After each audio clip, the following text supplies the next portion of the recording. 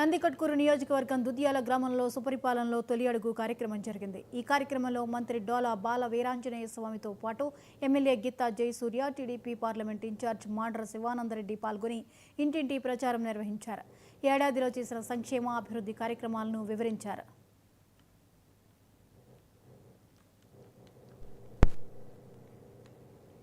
ఇంతమంది ఎవరైనా చేశారా? అదేవిధంగా ముస్లింలకి హజ్ యాత్రకి ఆ రోజు అవకాశం ఇచ్చాం. హజ్ భవన్ నిర్మాణం చేశాం. రద్దు చేసినటువంటి పథకాల్లో కూడా మళ్ళీ కొనసాగించేదని ప్రభుత్వం ఉంది. ఎస్సీలకు అయితే దాదాపు 25 స్కీములు రద్దు చేశారు. వాటన్నిటి తిరిగి తీసుకొస్తున్నాం. తప్పనిసరిగా చెప్పినటువంటి ప్రతి సంక్షేమాన్ని అమలు చేస్తాం, అభివృద్ధిని చేస్తాం. ఈ రోజు ముఖ్యమంత్రి గారు బనకచెర్లకు కూడా నది అనుసంధానం తీసుకొని రాబోతా ఉన్నారు. పోలవరం నుంచి బనకచెర్ల ఏ ప్రాంతం బాగుపడుతుంది? రాయలసీమే కదా. వాస్తవం మీ ఏరియాలో చూస్తారా, మా దగ్గరకు వచ్చి నీళ్ళు లేవు, ఇన్ని కాలువలు లేవు.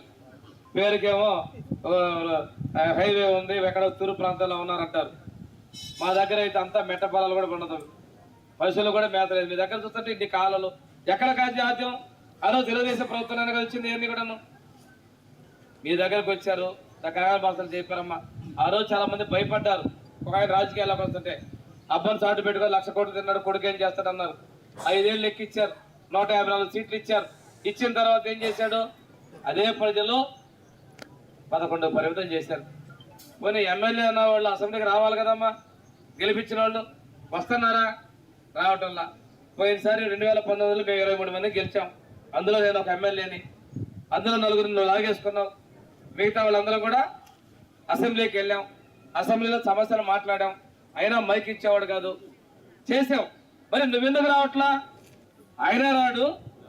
4వసారి ముఖ్యమంత్రి చేస్తున్నాడు చంద్రబాబు నాయుడు గారు. 3 సార్లు ముఖ్యమంత్రి చేశాడు, ప్రతిపక్ష నాయకుడు చేశాడు. ఆయన అసెంబ్లీకి వచ్చాడు. ఆయన సత్యమని ఆడబిడ్డ నామానంగా మాట్లాడితే నేను మళ్ళీ ముఖ్యమంత్రిగా ఈ సభకు వస్తాను, గౌరవంగా చేసి మార్చేస్తాను.